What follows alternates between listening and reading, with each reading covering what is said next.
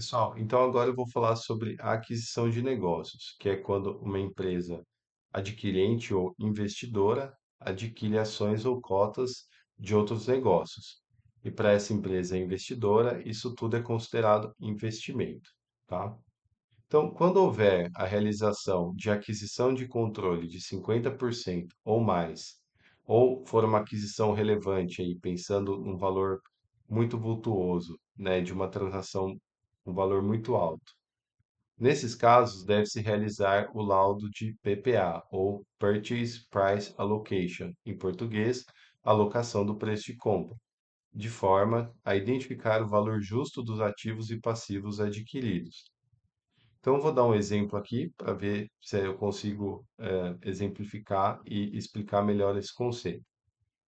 Quando uma empresa, no caso aqui, uma empresa ABC é adquirida, ela tem lá o ativo, o passivo e o patrimônio líquido dela, que é o valor de patrimônio contábil dessa empresa.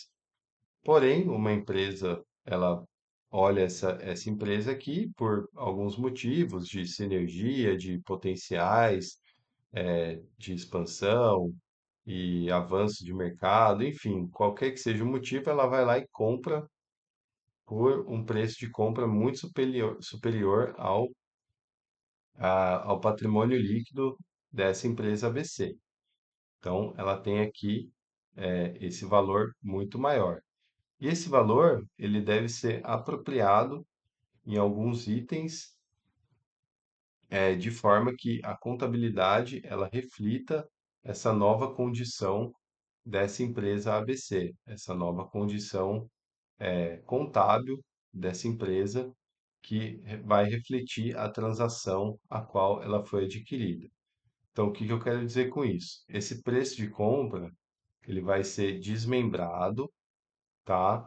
Em alguns itens, para que esses itens eles sejam refletidos no balanço patrimonial da empresa investidora, tá? Então, aqui, por exemplo, se o PL da empresa ABC for 10 milhões, mas o preço de compra for 100 milhões, são os 100 milhões que vão constar no balanço patrimonial da empresa que está comprando, ou a empresa investidora. Tá, mas como que então eu divido esses 100 milhões de reais? Então, primeiro, a gente tem que analisar os ativos líquidos dessa empresa ABC, tá? Provavelmente, quando a empresa investidora analisou a empresa ABC para fazer a compra, ela viu ali alguns itens de valor, né? Então, o laudo PPA, o laudador que vai fazer, que produz esse laudo PPA, ele procura identificar esses itens intangíveis para melhor apropriá-los na contabilidade. Então, ele vai analisar a carteira dos clientes da empresa ABC, isso provavelmente vai ter valor, contratos que a empresa ABC tem que trazem valor para ela, valor da marca da empresa ABC, algumas patentes que essa empresa ABC pode ter, itens aí de pesquisa e desenvolvimento, enfim, vários ativos intangíveis que têm valor, mas não estavam sendo contabilizados no balanço inicial e devem aqui agora, feito o laudo PPA, a passar, a fazer parte do balanço agora da investidora. Então, nós temos aqui, nesses itens intangíveis que eu falei, são todos de mais-valia. E o que acontece? Uma vez que esses ativos não estavam identificados no balanço inicial da empresa ABC, mas eles têm um valor, então eles têm um fair value, ou seja, um valor justo, ocorre aqui um write-up, ou seja, um valor a mais ali a ser lançado no balanço patrimonial. Tem o write-down, que é quando esse valor é zerado ou é diminuído, e tem o write-up, no caso, porque foram identificados novos ativos daquela empresa e que que devem ser aí identificados também na contabilidade. Então, existe esse write-up. Então, lembrando aqui que esses itens da mais-valia, a marca, as patentes, os contratos de clientes, itens de pesquisa e desenvolvimento, patentes, etc., eles vão formar então o Fair Market Value desses ativos e que estarão na contabilidade. Mas muitas vezes esses ativos identificados eles não atingem o valor total do preço de compra. Então, geralmente sobra uma parte relevante que nós então tratamos como goodwill, ou seja, a diferença do preço de compra pelo fair market value desses ativos. Então, o goodwill, pessoal, o goodwill você talvez tenha ouvido falar, ou também em português nós chamamos de ágio.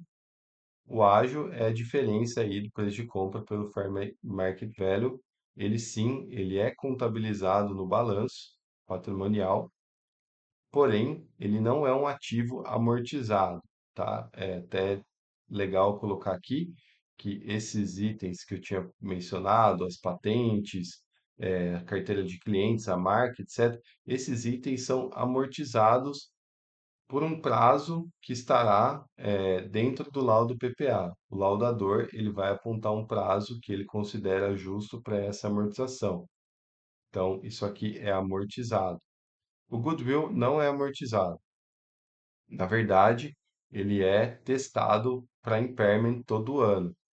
Então, se essa empresa aí ela tem esse goodwill, ela precisa contratar alguém para fazer um laudo de avaliação da recuperabilidade do goodwill. E esse laudo, ele vai apontar se o goodwill ele vai de fato permanecer nesse valor aqui ou ele tem que ser diminuído, que é o caso do impairment, tá bom? Mas para fins de modelagem econômico-financeira, nós vamos, isso não vai impactar tanto o que esse laudo de impairment vai realizar ou não, mas sim essa segunda parte aqui. Fiscalmente, o goodwill ou ágio, ele é deduzido do lucro contábil em 1/60 após o evento de absorção do patrimônio líquido da sociedade pela adquirente mediante fusão, incorporação ou cisão, segundo o artigo 22 da Lei Federal número 12.973 de 2014, tá? O que que acontece? Quando nós estamos com uma empresa com ágio, esse ágio ele pode ser deduzido do lucro contábil na razão de 1/60 para fins de apropriação do imposto de renda. Ou seja, nós abatemos esse ágio na razão de 1/60 do imposto de renda a ser pago. Mas isso não transita no DRE. Isso é feito numa conta à parte, que é o LALUR, aqui, de cada empresa que é optante pelo lucro real. Isso é feito um cálculo à parte. E isso sim é enviado ali para a Receita Federal para fim de isenção de imposto ou utilização do crédito de imposto. Então, isso é muito importante para a modelagem financeira, porque se a sua empresa, por exemplo, adquiriu uma outra empresa e ela tem um ágio a apropriar, esse ágio ele vai fazer parte de uma dedução de imposto ou de um crédito de imposto dentro do valor, tá bom? Mas não vai fazer nenhum impacto no DRE.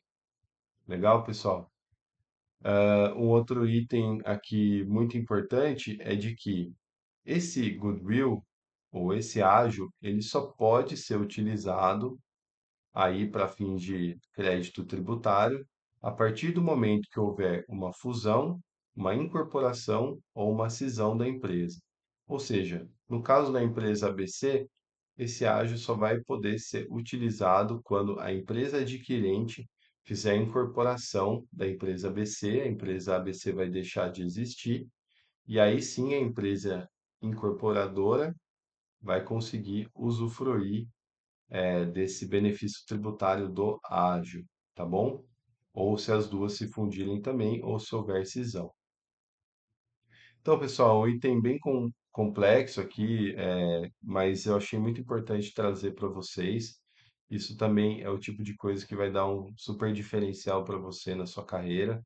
Entender bem esses conceitos de aquisição de negócios, de laudo PPA, mais-valia ou fair market value, ágio e amortização do ágio e dedução do ágio para fins fiscais. Isso vai te ajudar muito a gerar valor aí dentro da sua empresa quando você estiver construindo a modelagem econômico-financeira.